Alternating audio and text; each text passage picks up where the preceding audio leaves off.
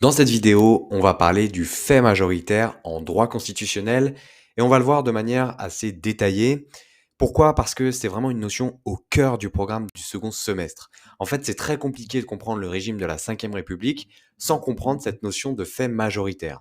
Donc dans cette vidéo, on va essayer de voir de manière synthétique tout ce que vous devez savoir sur la notion de fait majoritaire pour mieux comprendre ce régime de la Ve République et donc pour mieux réaliser vos dissertations ou vos commentaires de texte en partiel.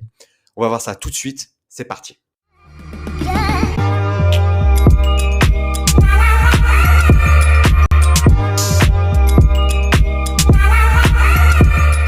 D'abord, première chose à faire sur le fait majoritaire, c'est de savoir le définir. Pourquoi? Parce que vous pouvez vraiment être interrogé là-dessus, dans une dissertation, un commentaire de texte, et c'est toujours bien de donner les définitions, et ça, comme c'est vraiment une notion clé du programme sur la Ve République, il faut vraiment connaître cette définition par cœur.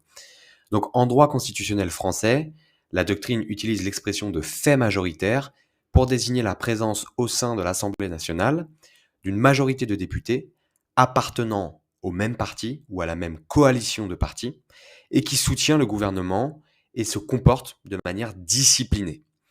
Cette expression se comporte de manière disciplinée nous vient du professeur Armel Le Divlec dans le dictionnaire de droit constitutionnel. Il nous dit se comporte de manière disciplinée, notamment à travers ses votes. Donc ça, vous la notez sur une fiche, vous la prenez par cœur parce que vous savez que vous allez pouvoir la réutiliser nécessairement à un moment ou un autre, soit en galop d'essai, soit en partiel. Certains auteurs vont prendre l'image d'une soudure pour indiquer que ce fait majoritaire, cette majorité, va souder le gouvernement et la majorité parlementaire. La majorité parlementaire, c'est-à-dire les députés issus de la même couleur politique que les membres du gouvernement. Donc cette image permet d'illustrer, cette image de soudure permet d'illustrer les liens entre les députés et les membres du gouvernement qui appartiennent au même courant politique. Et donc, qu'est-ce que ça fait, ce fait majoritaire? On parlera des conséquences, rassurez-vous, à la fin de la vidéo. Mais le gouvernement bénéficie du soutien d'une majorité parlementaire stable et fidèle qui se comporte de manière disciplinée. Vous allez comprendre ça juste après. Prenons un exemple de fait majoritaire. Au lendemain des élections législatives de 2017, le groupe des députés appartenant au parti politique La République En Marche, donc c'était le parti d'Emmanuel Macron, comptait 314 membres sur 577 députés. À l'Assemblée nationale, vous avez 577 députés. Donc la majorité absolue, c'est la moitié des députés plus 1. Ici, on avait 314 membres du même courant politique. Et donc, on avait une majorité absolue de députés qui soutenaient le gouvernement, puisque le gouvernement était issu de la même majorité politique. Peut-on parler de fait majoritaire en cas de simple majorité relative à l'Assemblée nationale? Alors, cette question, cette réponse, je l'ai mise parce que c'est une étudiante qui m'a posé la question l'autre jour, donc j'ai fait quelques recherches. Le fait majoritaire concerne la majorité absolue. Donc, pour rappel, la majorité absolue, c'est la moitié des suffrages exprimés plus 1. Donc, là, donc je vous ai mis ici la définition de la majorité absolue, mais pour ce qui concerne l'Assemblée nationale, c'est 290 députés. Vous avez la majorité relative, pardon, c'est lorsque vous avez un groupe de personnes qui a le plus grand nombre de membres par rapport aux autres groupes, mais qu'il représente moins de la moitié des gens qui siègent à l'Assemblée. Donc là, par exemple, à l'heure actuelle, à la suite des dernières élections législatives, le groupe Ensemble, donc en fait le même courant politique qu'Emmanuel Macron, cette fois-ci, il n'y a plus qu'une majorité relative. On en parlera dans la vidéo, mais ce qui fait que ce fait majoritaire qu'on pensait acquis semble être remis en cause. Et donc, on nous dit, le fait majoritaire vise la situation d'une majorité absolue à l'Assemblée nationale. Le professeur Denis Baranger précise, le fait majoritaire se comprend comme une prime majoritaire au camp présidentiel, lui donnant accès à une majorité absolue. Cette soudure, ce qu'il faut bien comprendre, c'est qu'elle concerne, donc là, je vous ai mis une distinction entre le fait majoritaire et le fait majoritaire présidentiel. Cette soudure concerne les rapports entre le gouvernement et la majorité parlementaire et non le président de la République. C'est très important de comprendre ce point-là. Donc il faut distinguer vraiment le fait majoritaire présidentiel et le fait majoritaire tout court. L'expression de fait majoritaire présidentiel, ça signifie simplement que la majorité à l'Assemblée nationale est de la même couleur politique que le président de la République. Mais quand on parle de fait majoritaire, c'est vraiment pour désigner les liens entre le gouvernement, non pas le président de la République, et entre la majorité parlementaire. Donc la majorité de députés, en l'occurrence, à l'Assemblée nationale. En période de concordance des majorités, le président de la République va devenir, en fait, le véritable chef du gouvernement. Donc là, le fait majoritaire joue en la faveur du président de la République. Là, on parle de fait majoritaire présidentiel. En revanche, en période de cohabitation, la majorité parlementaire va jouer contre le président de la République, puisque cette dernière est liée au gouvernement. Donc je vous rappelle, période de cohabitation, c'est quand vous avez le président de la République et les membres du gouvernement qui ne sont pas de la même couleur politique. D'où vient ce fait majoritaire? Quelle est l'origine de ce fait majoritaire? Ce qu'il faut bien comprendre, c'est que la Constitution de 1958, elle a été pensée dans le contexte de la Quatrième République. Et le contexte de la Quatrième République, c'est les excès du régime d'assemblée, c'est la forte instabilité ministérielle avec des gouvernements qui démissionnent. Elle a été pensée dans ce contexte. Donc, l'idée des constituants, c'était de permettre au gouvernement de gouverner, c'est-à-dire de mettre en œuvre sa politique. Et pour ça, les constituants ont souhaité rééquilibrer les institutions, donc au profit du pouvoir exécutif, pour éviter ces excès du régime d'assemblée. Et donc, ils ont imaginé réduire, diminuer les pouvoirs du Parlement, notamment par la consécration du parlementarisme rationalisé. Ça, c'est une autre notion vraiment cardinale du programme de droit constitutionnel du second semestre pour la Ve République. Cette rationalisation du régime parlementaire de la Ve République, elle se manifeste dans la Constitution par un ensemble de dispositions qui visent à encadrer précisément par écrit les pouvoirs du Parlement. Pourquoi? Pour permettre au gouvernement de mettre en œuvre sa politique. L'idée, c'est d'éviter en fait que les gouvernements ne soient systématiquement renversés. Par exemple, l'encadrement juridique strict du mécanisme de la motion de censure, c'est un mécanisme de rationalisation. L'idée, c'était d'éviter que l'Assemblée nationale ne mette en cause systématiquement la responsabilité du gouvernement pour éviter d'avoir des démissions. Ce qu'on voulait, c'était avoir une certaine continuité, que le gouvernement puisse gouverner. Et donc, le fait majoritaire, puisqu'il n'existait pas, il n'avait pas été envisagé. Pourquoi? Parce que le Parlement ne soutenait pas la politique du gouvernement. Il n'y avait pas de majorité, si vous voulez, au Parlement, il y avait des divisions politiques, plusieurs groupes politiques. Et donc, impossible de dégager de tout ça un fait majoritaire, c'est-à-dire une majorité stable, cohérente, homogène.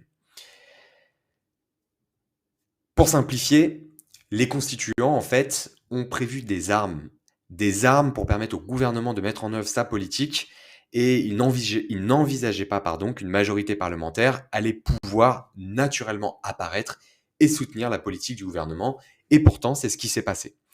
Ce phénomène du fait majoritaire, et on en parlera après sur les causes, et on verra qu'en fait, les causes, c'est très difficile de les détailler, mais ce fait majoritaire apparaît pour la première fois en automne 1962, à la suite des résultats de la dissolution de l'Assemblée nationale, décidés par le général de Gaulle.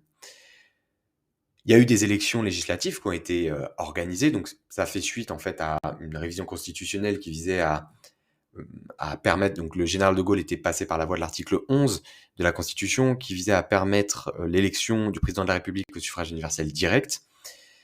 À la suite de cela, il y a eu une motion de censure qui a été déposée, donc une dissolution prononcée par le général de Gaulle, puis des élections législatives, et puis les résultats de ces élections législatives ont laissé apparaître une majorité homogène à l'Assemblée nationale. Mais il faut quand même avoir à l'esprit, depuis les dernières élections législatives, que pour la première fois, on a une majorité relative assez faible, avec 234 sièges pour la majorité présidentielle, pour la même couleur politique en fait qu'Emmanuel Macron. Donc il s'est passé quelque chose de nouveau lors des dernières élections législatives, puisqu'on avait déjà eu, par exemple, en 1988, le Parti socialiste n'avait pas obtenu la majorité absolue, mais le Parti socialiste avait quand même 275 sièges. Et donc, si vous voulez, cette majorité absolue, elle était plus facilement atteignable parce que, c'est le terme qui est employé par un auteur, la polarisation partisane était moins importante. En fait, c'était plus facile de faire des alliances. Là, à l'heure actuelle, vous avez 234 sièges, mais en fait, pour faire des alliances, pour, pour la majorité présidentielle et la majorité au gouvernement, c'est quand même beaucoup plus compliqué. C'est plus compliqué parce que, en fait, on a le Rassemblement national, on a, la NUPES qui, sont peu susceptibles, en fait, de faire, des alliances. Donc là, la polarisation partisane est plus forte. Donc, sur les causes du fait majoritaire. Pourquoi le fait majoritaire est-il apparu? Et bien là, on n'a aucune réponse satisfaisante qui peut être donnée. On a beaucoup de débats doctrinaux pour savoir les causes du fait majoritaire. Donc, il y a certains auteurs qui vont trouver des causes dans les règles constitutionnelles, d'autres dans la pratique, d'autres dans la pratique et dans les règles constitutionnelles. Et la plupart, en fait, des auteurs disent que on ne sait pas trop. On ne sait pas trop, et ça ressort des formules utilisées par certains auteurs, notamment le professeur Ledivlek, qui parle de cadeau de l'histoire pour désigner le fait majoritaire. On a Julie Benetti, qui est professeure de droit public aussi, qui utilise l'expression de miracle majoritaire qui résiste à toute tentative de systématisation. Donc c'est une manière élégante de dire qu'on ne sait pas trop. Alors pourquoi le fait majoritaire est-il apparu? On peut quand même donner quelques raisons sur lesquelles globalement la doctrine s'accorde. En fait, si on vous demande les causes du fait majoritaire ou si vous devez l'expliquer en dissertation, commencez par expliquer ce qu'on a vu. Certains auteurs parlent de miracle majoritaire, etc. Que ça résiste à toute tentative de systématisation, pour reprendre les mots de de Madame Julie Benetti. Mais que la doctrine s'accorde quand même pour mettre en avant quelques raisons. Et ces raisons, c'est les suivantes. D'abord, le mode de scrutin. Donc le fait majoritaire serait explicable parce qu'il serait la conséquence, en partie en tout cas, du mode de scrutin instauré pour les élections législatives. Donc le scrutin uninominal majoritaire à 2 tours aurait tendance à favoriser la bipolarisation de la vie politique, voire même le bipartisme. Ce qui n'est pas la même chose, un bipartisme, c'est 2 partis. Bipolarisation, ça veut dire qu'on a 2 pôles, mais qui peuvent être constitués par une alliance, une réunion de plusieurs partis. En ce qui entraîne des alliances au second tour. Et donc cette bipolarisation, elle favorise l'existence d'une majorité parlementaire stable et disciplinée. Voilà, première raison. Deuxième raison, c'est l'inversion du calendrier électoral en 2001. Donc le 2 octobre 2000, une révision constitutionnelle a remplacé le septennat par le quinquennat pour la durée du mandat du président de la République.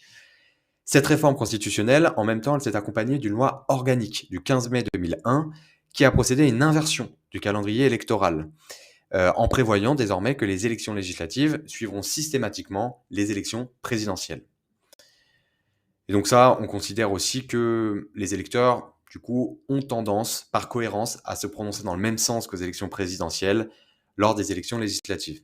Mais cette idée, elle est à nuancer, c'est pour ça que la doctrine n'arrive pas vraiment à expliquer le fait majoritaire, parce que les dernières élections législatives de juin 2022 ont montré que les électeurs peuvent se prononcer dans un sens un peu différent que ce qu'ils se sont prononcés lors des élections présidentielles. Il n'y a pas nécessairement de cohérence absolue. Et enfin, troisième raison, c'est la mutation des comportements politiques. Donc ça, c'est quelque chose d'inexplicable. C'est certains auteurs qui mettent en avant les mutations de ces comportements politiques, expliquant que le fait majoritaire est dépendant du jeu politique. C'est-à-dire qu'il y a il y a des facteurs qu'on ne maîtrise pas. C'est, à mon avis, en fait, la raison la plus sur laquelle s'accorde vraiment toute la doctrine, c'est que c'est lié à un contexte, à des facteurs qu'on ne peut pas vraiment expliquer, qu'on ne peut pas systématiser. Alors les conséquences et les effets du fait majoritaire, ça c'est très important. Si vous êtes dans une dissertation ou un commentaire, il va falloir expliquer ce que change, quels sont les effets du fait majoritaire. Donc on a des conséquences importantes sur le fonctionnement des institutions de la Ve République. Ça va notamment atténuer le caractère parlementaire du régime. Et de manière générale, ça transforme les conditions du fonctionnement du travail parlementaire et la relation entre le pouvoir exécutif et le Parlement. Alors, premier point, d'abord le présidentialisme, en tout cas en période de concordance des majorités. Le présidentialisme, on utilise ce terme pour désigner un régime caractérisé par la prépondérance de fait d'un président de la République qui est politiquement en harmonie avec une majorité parlementaire, ce qui lui confère le statut de chef de la majorité parlementaire. Et donc, le fait majoritaire en période de concordance des majorités, va bouleverser l'équilibre des pouvoirs au détriment du Parlement. Pourquoi? Parce que le président de la République va devenir le véritable chef de l'exécutif. Ce ne sera pas le Premier ministre, sans pourtant qu'il soit responsable devant le Parlement. C'est le gouvernement qui est responsable devant le Parlement et non pas le président de la République, mais pourtant, de fait, le véritable chef de l'exécutif, ce n'est plus le Premier ministre en période de concordance des majorités. Et ça se voit à l'heure actuelle avec Emmanuel Macron. Deuxième conséquence, c'est le déclin du Parlement. Le gouvernement est responsable devant l'Assemblée nationale en droit, mais en fait, il ne l'est que devant le président de la République, puisqu'il y a une majorité qui soutient le gouvernement, l'adoption d'une motion de censure est impossible. La majorité soutient le gouvernement, elle n'a pas intérêt à renverser le gouvernement. Donc en fait, ces mécanismes de mise en jeu, d'engagement de la responsabilité du gouvernement ne sont plus applicables en pratique. Le Parlement, donc, en période de concordance des majorités, va soutenir l'activité du gouvernement. Donc, il n'exerce plus sa mission de contrôle qui est pourtant nécessaire à l'équilibre des pouvoirs. Vous avez certains auteurs qui vont utiliser même l'expression de chambre d'enregistrement pour expliquer que l'Assemblée nationale n'a aucune influence notable sur la vie politique et se contente de voter les lois décidées par le pouvoir exécutif. D'ailleurs, la réforme de 2008 a pris acte de cette évolution puisqu'elle a souhaité renforcer rééquilibrer les institutions de la Ve République en les modernisant, notamment au profit du Parlement. Et enfin, troisième conséquence, c'est la distinction entre majorité et opposition parlementaire. Le fait majoritaire bouleverse l'équilibre institutionnel. Pourquoi? Parce que le Parlement soutient et collabore avec le gouvernement au lieu d'exercer sa mission de contrôle. Et donc, on a, si vous voulez, le véritable contre-pouvoir va devenir l'opposition parlementaire, non plus le Parlement en tant que tel. C'est ce que je vous dis, donc le contre-pouvoir devient l'opposition parlementaire, et c'est pourquoi la réforme de 2008, la réforme constitutionnelle de 2008, a rééquilibré les institutions au profit du Parlement, en accordant notamment des droits à l'opposition. Donc par exemple, maintenant il y a l'obligation prévue par la Constitution de réserver une séance par mois à un ordre du jour à l'initiative des groupes d'opposition ou minoritaires. Enfin, est-ce qu'on peut dire qu'il y a une remise en cause du fait majoritaire? Oui, on peut dire que, en tout cas, le fait majoritaire, c'est un phénomène qui semblait acquis, mais qui pourrait en tout cas avoir été remis en cause par le résultat des élections législatives de juin 2022. Donc on verra ce que l'avenir réserve à ce fait majoritaire.